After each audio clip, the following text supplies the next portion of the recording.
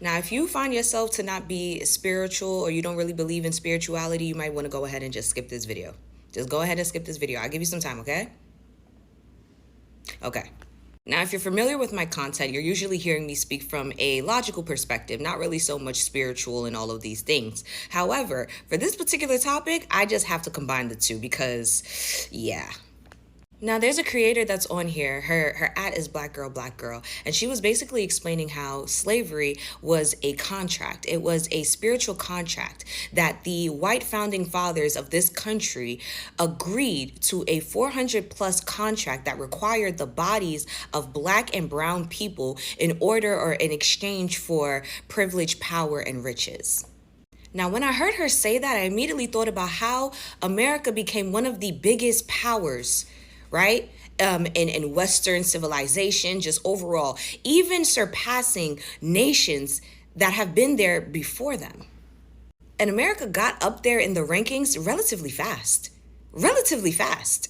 So she was basically saying that the founding fathers, they agreed to this contract with some type of deity, right? For exchange of power, privilege, and riches, right? And in order to fulfill the contract, they needed to, one, violently remove the Native Americans from this country. They needed to import, right, the Black bodies that they later were sacrificing, right? They also needed to commit heinous, violent acts to the enslaved.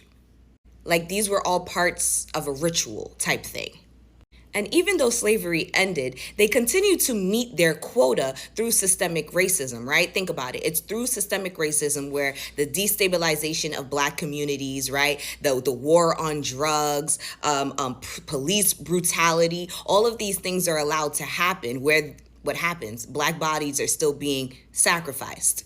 But the problem is that they're not meeting their quota anymore. They're not meeting the quota, okay? Which is why they have this whole slogan of Make America Great Again, AKA renew the contract. All right, so I'm just gonna give a little backstory, right? When I was in elementary school, probably at the end of elementary school, so probably 5th grade, if not going into junior high school, 6th grade. I was coming home from school and I was very upset. I was upset because as a Haitian American kid, there was a lot of other kids basically coming at me that day saying, oh, your country is poor and it's because they do voodoo. Oh, you guys do voodoo. That's why you guys have so much bad luck, X, Y, and Z. And I was just so frustrated. I went home, expressed my frustrations to my mother, and she's listening. And then at the end of it all, she was just like, why they don't talk about the voodoo that America does? They want to talk about Haiti. Why they don't talk about the voodoo that America does? When she said that, I was taken aback. I was like, what voodoo? Like, what voodoo does America do? And she was like, yeah, this country does voodoo a lot. We did voodoo for our freedom, but they do it for riches. They do it for power. And I didn't understand what she was saying. I honestly thought that maybe she just felt some type of way that these people were coming at her country. You understand? Like real nationalism type shit, like real strong Black Haitian woman. Like, I'm not going to let nobody talk about my country. I thought that's what she was on. I thought that's the type of timing that she was on. But no, she was letting me know that everywhere, they do magic everywhere in the world. They want to demonize Haiti, but they do it too. They do it too, and it soon will be revealed. I remember her saying this. I promise you guys, I was in elementary school. So now hearing Black Girl basically state the same thing and saying that slavery itself was them fulfilling a contract with black magic, with dark magic, in order for them to have power, prestige, privilege, riches. And now they're scrambling because the contract is ending. It's ending. And unless they bring back those Black bodies, they can't renew the contract. Everything that you see that they're doing right now, ethnically cleansing the country, trying to remove CRT in classrooms, replacing PBS kids with PragerU, doing all of this stuff is so that they could try to get us back into a space where they could collect these Black bodies again and renew the fucking contract. And as somebody who is spiritual, I kind of see that playing out. I really do. Again, I never understood how America got so far up in power the way that they did when they really didn't do much. Everything was built off of the labor of other countries, of other nations, of other racial groups. I always was trying to understand how these motherfuckers was sacrificing us. That's how. Now, if I see anybody in my comments talking about you're losing it, you're going crazy, this is why I told your ass to scroll before you started this video. I said if you are not spiritual or you don't believe in spirituality, to go ahead and scroll, because I don't need none of that. Thank you. Hey, Bookie Wookie, it's the Hood Mystic. Got a little serious message today. So I asked Spirit for a message. I usually ask, what page should I turn to in this book here by John Eckert? Prayers that rout demons and break curses. And I heard 66. And when I turned to page 66, I read the words, covetousness is idolatry. Turn us from impurity. Save our nation. And I knew it just wasn't a prayer. It was the blueprint. The same language the colonizers used 400 years ago to create the contract that sacrificed Black and Brown lives in exchange for wealth, land, and spiritual dominance.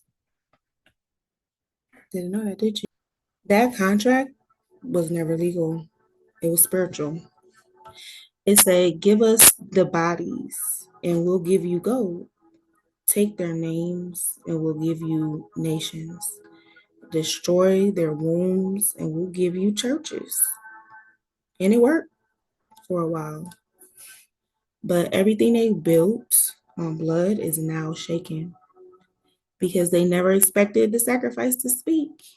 And baby, I just flipped the scroll, okay? This is extremely important information for the Black community. Recently, Trump the Chump brought back McCarthyism to U.S. politics. McCarthyism is a ferocious campaign against alleged communists in the U.S. government and other institutions carried out under Senator Joseph McCarthy between 1950 and 1954. Many of the accused were blacklisted, lost their jobs, or put on trial for murders they did not commit, like Angela Davis. And most of the people this government terrorized did not in fact belong to the Communist Party.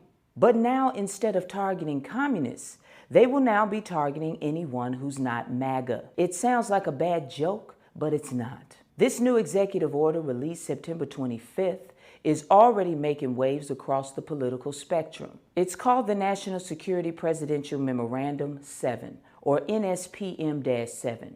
And on the surface, it's about fighting domestic terrorism. But that's just a smokescreen. If you dig deeper, which of course I did, you'll find that it's a minefield of vague language, subjective motivations, and power plays that could reshape how dissent, specifically Black political dissent, is treated in this racist regime called the Trump the Chumps administration. NSPM-7 is framed as a response to what the president calls an epidemic of political violence, from assassinations to riots to attacks on ICE facilities. The order positions this violence as coordinated, strategic, and ideologically driven, particularly by so-called anti-fascist movements.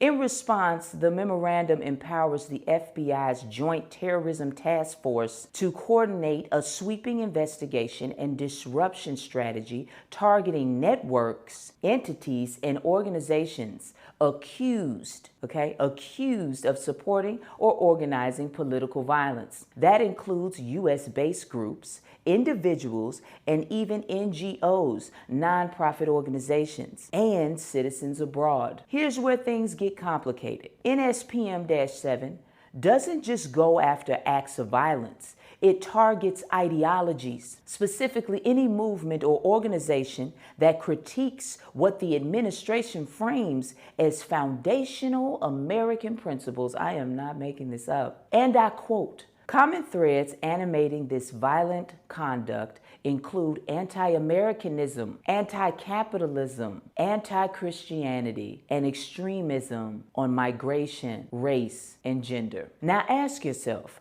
what does extremism on race and gender mean? Or hostility towards this so-called traditional American values? These are not legal definitions, people. They're cultural dog whistles. And in the hands of federal agencies, those subjective interpretations can have real devastating consequences for all of us. Now, what will this mean for this order's main target? And its main target is, you guessed it, Black organizations. Historically, whenever Black people organize for justice, whether it's the Black Panthers in the 60s or Black Lives Matter in the 2010s, the state has labeled us a threat. Cointelpro ringing any bells? Under NSPM-7, if a Black organization supports abolitionist policies, criticizes capitalism, or demands radical reform to police and immigration systems, they could be labeled as part of a domestic terrorist network, even if they've never committed or encouraged a single act of violence. It's almost as if they're trying to scare us into submission, into silence. And that would be funny if I wasn't so tired of all these idiot cowards. They're like those guys in high school that always wanted to be popular, but nobody liked them because they were creepy. That's who Stephen Miller is. That's who Trump the Chump is. All of this chaos that they've created is because nobody likes them. This order explicitly names anti-fascist movements as the ideological backbone of modern domestic terrorism. But who gets to define what's anti-fascist? The administration? The DOJ? And what if your group just happens to criticize ICE or protest a courthouse or, God forbid, fundraisers for people arrested during demonstrations? That might now be enough to warrant surveillance, financial investigation, or worse. NSPM-7 doesn't stop at investigation and arrest. It gives the Treasury Department and IRS broad authority to track, audit, and disrupt the funding of so-called domestic terror groups. That includes revoking tax-exempt status, freezing assets, and even prosecuting employees of nonprofits. And this also invokes the 9/11 policies. So they won't even need a warrant to start tapping your phones. Now think about how many small Black-led nonprofits are already operating under intense scrutiny, struggling for resources.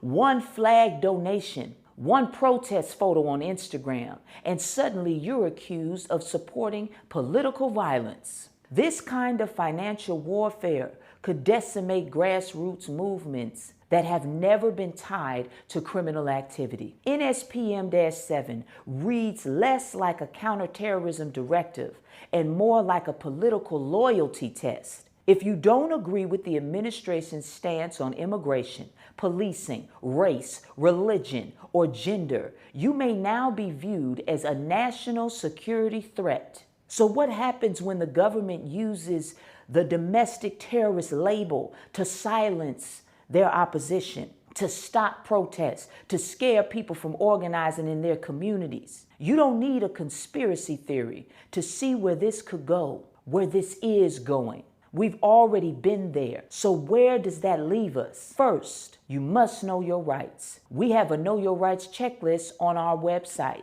If approached by law enforcement of any kind, and if you're organizing, fundraising, or educating, stay legal, stay transparent, and document everything. Second, demand oversight. Congress must do their job and step in and ensure that NSPM-7 isn't used to target peaceful dissent. And third, be like me and don't stop speaking out, no matter what. This executive order is designed to scare movements into silence. But this isn't a movement. This is a revolution for Black unity and equality. But the only way to protect our civil liberties is to exercise them. So share this video with anyone you think needs the info. I also have a link to the full executive order as well, so you can read it for yourself. If you have any questions, just put them in the comments section. If this video didn't scare you out of getting involved in the BRC's pursuit of peace and equality for all Black people, then be sure to visit our website at blackrevolutionarycollective.com and read our 10-point platform and code of conduct, and join only if you agree with our mission and you want to help out. You can also visit our website to make a donation towards the work we're doing in the community. As always, I love you, Black man. I love you, Black woman. Knowledge is power. Power to the people. Say it loud.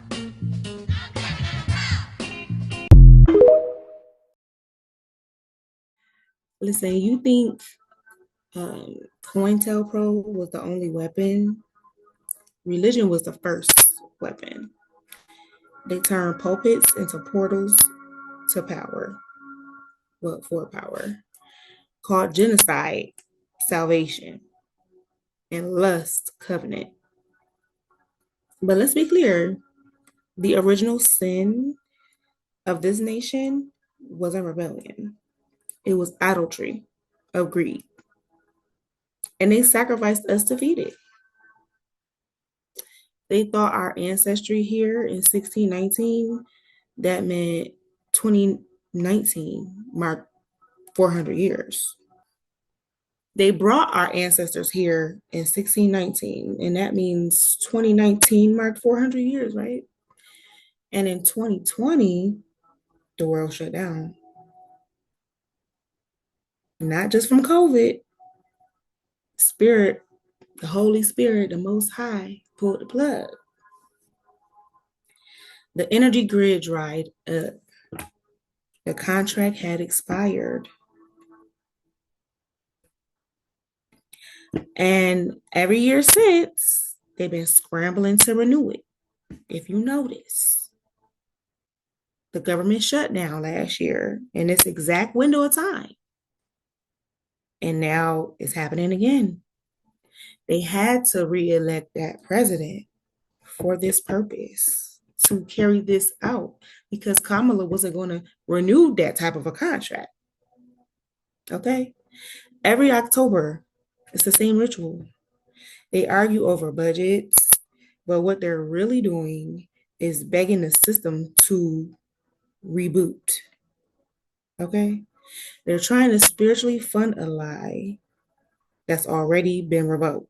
And now they bring back Cointelpro, surveillance, infiltration, suppression of Black voices. The same system they used to stalk Malcolm, harass Angela, and neutralize liberation. But now it's aimed at truth tellers like myself and others. And I see it for what it is: a desperate resurrection of a dead covenant. They couldn't renew it in blood. So now they're trying to erase the ones who remembered it. It's Libra season currently. You know, Libra season is Columbus Day today. And all of this is happening right around the perfect time. The day they celebrate the original theft. The day they try to spiritually reassign the contract every year, or re-sign the contract every year. But this time, the scales are tipping, and the system is now on trial at this point. Everything I just survived in love, in betrayal, and in grief, that was training for this moment and more like these. The Holy Spirit didn't just give me a message, it handed me the file. And now I'm reading it out loud. They're the terms of the new contract, right? Shame, panic, helplessness, confusion. That's what they want us to sign up for, another 400 years or more to restore the good old days. Isn't that what they called it?